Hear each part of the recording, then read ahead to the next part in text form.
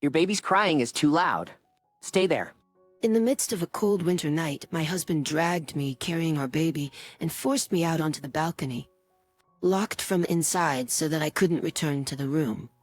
Ignoring my pleas as I banged on the window, he downed his whiskey in one go and went straight to bed. The cold north wind blew relentlessly into our 8th-floor apartment balcony, draining warmth from my body. At this rate, my baby will fall ill. Sensing my fear, the baby cried out even more.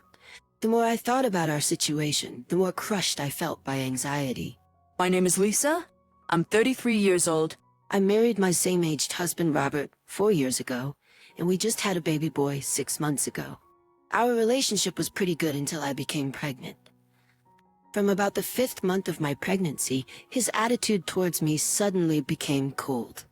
We had constant arguments, and he verbally abused me whenever he had the chance.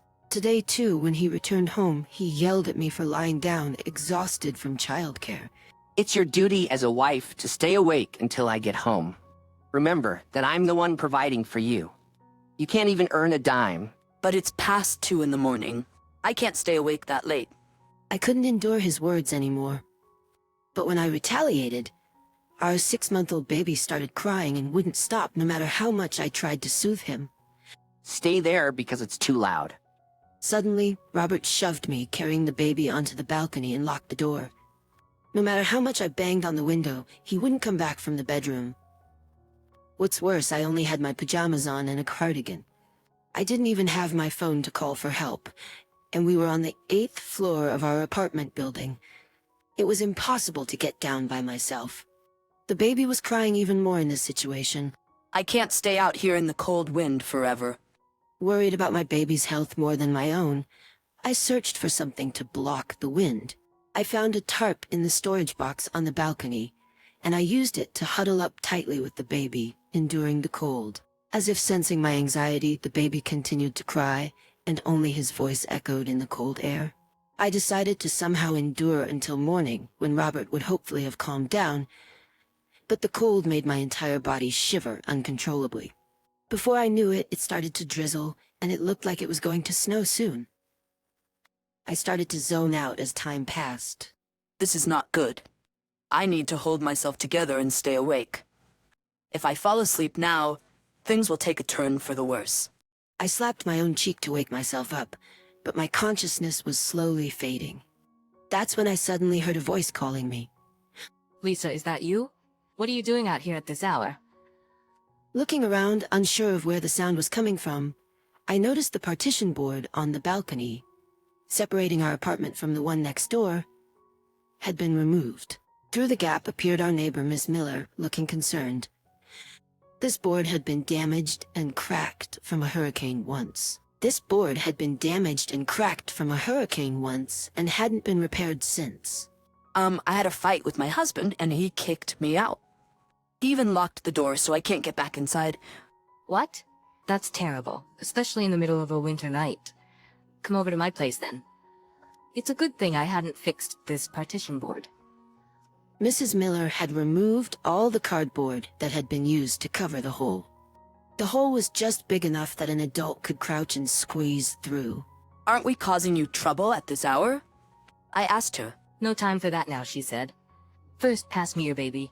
I trusted her with my baby, who she kindly offered to take, and accepted her invitation into her home. Once inside, she gently wrapped the baby in a warm, soft blanket. To my amazement, the crying baby, who had been inconsolable until a moment ago, quieted down and soon started breathing peacefully, fast asleep. It must be warm and cozy now. Lisa, don't hesitate and get warm under the heated blanket, she said. Oh, thank you. I'm sorry for the inconvenience at this late hour, I replied. My fight with my husband had indeed started after 2 a.m., and the clock on the wall now pointed to 3:30. I had been outside on the balcony for about an hour, and my body felt chilled to the bone. My hands and feet tingled numbly. The baby seems fine. I work night shifts, so I'm naturally a night owl. Stretch out your legs and make yourself comfortable, Miss Miller said. Despite her reassurances, I still felt guilty. Then I realized that my early rising mother-in-law would be waking up soon.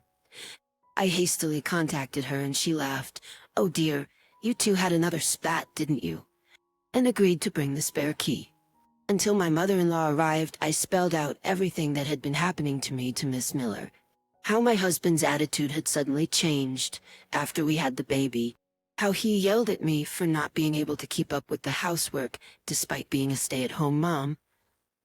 How he blamed me whenever the baby cried at night while he did nothing. Miss Miller listened to me intently, interjecting with sympathetic nods. I can't keep up the housework because I'm such a lousy mother. I'm always sleep-deprived, I confessed. You've had a tough time. You're doing your best, she comforted me. Being constantly blamed by my husband, I had come to believe that I was the one at fault. But her words, "You're not to blame," brought me to the verge of tears. Just then, I heard a soft knock on the front door. Looking at the clock, it was nearly 4 a.m. My mother-in-law must have driven over with her spare key. Miss Miller welcomed her in, and my mother-in-law, bowing repeatedly, handed Miss Miller a bag of fresh vegetables from her garden. "I'm sorry for involving you in my son's marital squabbles," she apologized. When my mother-in-law asked for an explanation, I explained everything to her. Her face turned bright red with anger. "Who does he think puts food on the table?" she exclaimed. Well, that's thanks to Robert, I answered. "No, I'm mad at my son." I'm mad at my son. He can't even cook for himself, and he can't do household chores. It's unforgivable that he looks down on a full-time housewife. Robert can't even live on his own. Plus, there's nothing you can do about a baby crying at night. When putting them out on the balcony, it's awful. As his mother, I'm so embarrassed. I could burst into flames. Knowing my mother-in-law was on my side rather than my husband's, I sighed in relief. Then she stood up abruptly and walked off, declaring heatedly, "I'll go wake Robert and teach him a lesson." I grabbed her arm to stop her. In about an hour, Robert will wake up anyway. I have a feeling it'll be counterproductive if we disturb his sleep, I said. My husband's grumpy when he wakes up and is extremely irritable in the morning. I was afraid that if we woke him up forcefully, he would just get angry and become even more stubborn. When I explained this to my mother-in-law, she somehow refrained from her intended course of action. Look, it's the first snow of the season. It had become unusually quiet outside. I noticed that snow was gently starting to accumulate. Just the thought of what might have happened if the baby and I had remained on the balcony sent shivers down my spine. Soon it was time for Robert to wake up. I left the baby with Miss Miller, and my mother-in-law and I entered our house using the spare key. However, Robert, who would usually be up brushing his teeth by now, was nowhere to be found in the bathroom. Is he still sleepy? Robert, get up already, huh? My mother-in-law opened the bedroom door with a loud bang and yanked back the comforter with all her might, but Robert wasn't there either. We looked everywhere, the bathroom, the bedroom, and the living area, but he was nowhere to be found. Despite this, his suit and shoes were still here, so it was hard to believe that he had already gone to work. Where could he have gone? This is strange, isn't it? My mother-in-law, who had casually opened the curtain leading to the balcony, screamed. When I rushed over, she was pointing at the blue tarp I had been using on the balcony, her mouth opening and closing in shock. Underneath it, I could see a glimpse of someone's foot. What? Could it be? My mother-in-law said she had come into this room once before going to the neighbors. At that time, she noticed that the balcony window was open, so she closed it and locked it. But I don't think Robert was here at that time. I wonder why. Come on, wake up, Robert. Several times my mother-in-law called out to him, but it seemed like he had lost consciousness. To prevent his body from getting cold, we covered him with a blanket and decided to wait for the arrival of an ambulance. I need to call his workplace and tell them that he'll be taking a day off. I tried to use Robert's phone that was nearby, but it was locked and I couldn't open it. Oh, if it's fingerprint recognition, you can do it like this. My mother-in-law grabbed Robert's hand, used his finger, and unlocked the phone in an instant. What? What's this? The screen of his phone was left open on iMessage, and there was a lovey-dovey exchange with his affair partner. Upon closer inspection, the recipient of the message was my friend Serena. Tracing back their conversation, it turns out their relationship began 6 months ago. Just around the same time I was entering my second trimester of pregnancy, and my husband's attitude started to grow cold. Not only that, but there were heaps of intimate photos stored in his photo gallery. I see, so that's what was going on.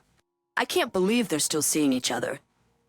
Feelings of outrage began to boil within me, and to think that the woman he's cheating on me with was my own friend. My goodness, what is this girl thinking? Let's teach her a lesson she won't forget. With that, my mother-in-law smirked and shared a secret strategy. My husband, who had been rushed to the hospital by ambulance, regained consciousness after various tests and treatments. Still, he was kept in the hospital for a few days, just in case. Where am I? As he woke up and looked around in confusion, I explained to him why he was here, and he suddenly became furious. I was worried that you had fallen off the balcony when I saw you were gone. I slipped and hit my head while trying to check below. The balcony window was somehow closed, and it was freezing cold with the falling snow. What were you planning to do if I had died? Considering my husband's habit of sleeping in his underwear after drinking, the mere fact that he stepped out onto the balcony naked was utterly foolish. I'm sorry you didn't make it to the other world. You must have locked the balcony door to get back at me. That's not true. Your mother did that. She probably locked it without realizing you were down. Eh? I couldn't get into the house, so I asked your mom to bring the spare key. Robert was pretty surprised to hear that his mom had come. He kept grumbling about being scolded later now that his mom knew, and how embarrassing it would be if the story spread among the relatives. By the way, how did you manage to get off the balcony? Mrs. Miller next door noticed and came to my rescue. You never even bring in the laundry, so you probably didn't know that the balcony partition was broken, did you? What? So when she asked why I was on the balcony in the middle of the night, I told her everything. When he realized that not only the relatives but also the neighbors knew about it, Robert's face gradually turned devilish. "You're messing with me, you stupid woman." "And remember this," he shouted at me. I then thrust his phone in front of him.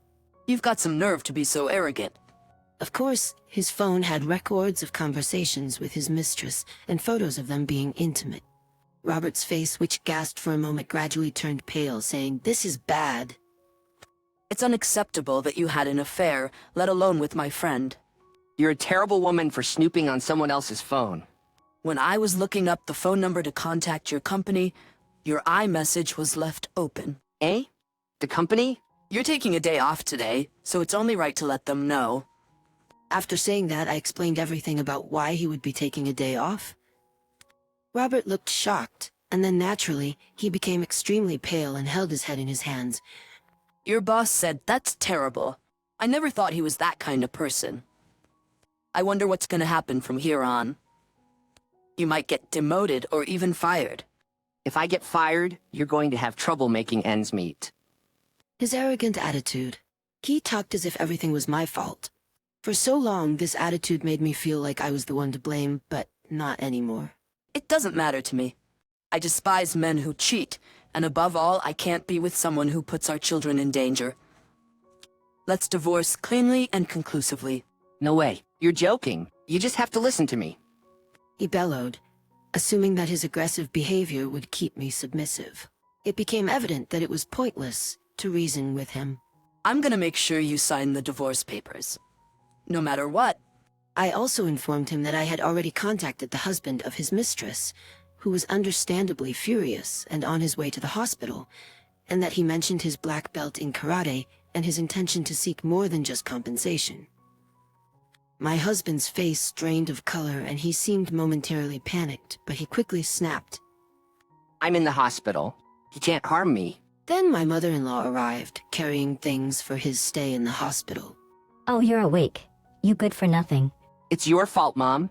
You locked the balcony door. You were the one who started all this by forcing Lisa and the baby out on the balcony because you were bothered by your own baby's cry." Well? He murmured, momentarily subdued by his mother's scolding. "But I went in for the kill."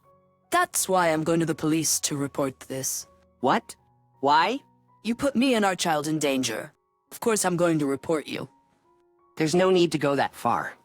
It was just a marital spat, nothing serious.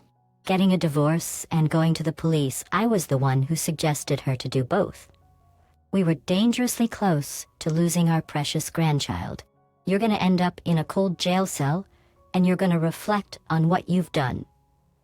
And with that, goodbye. Don't be hasty, Lisa. The child needs a father. Let's not get divorced. Please, no police. Our baby doesn't need a father who forces us out into the cold in the middle of the night. I don't want to go to jail. Please spare me. Ignoring my husband's pleas, I went straight to the police station to file a report. After his release from the hospital, my husband was arrested and is awaiting his sentence. Given the severity of his actions, a heavy punishment is inevitable. He was of course fired from his job. After the divorce was finalized, I received a property settlement and compensation for his affair. He ended up penniless because of it. Of course, I also demanded $20,000 in compensation from his mistress. Now I'm living back home at my parents' house with my son. Maybe it's because the irritable man at home is gone, but my son smiles a lot more these days. When we occasionally visit my mother-in-law, she's always delighted to see us. I will continue to raise my son with overflowing love to protect his precious smile.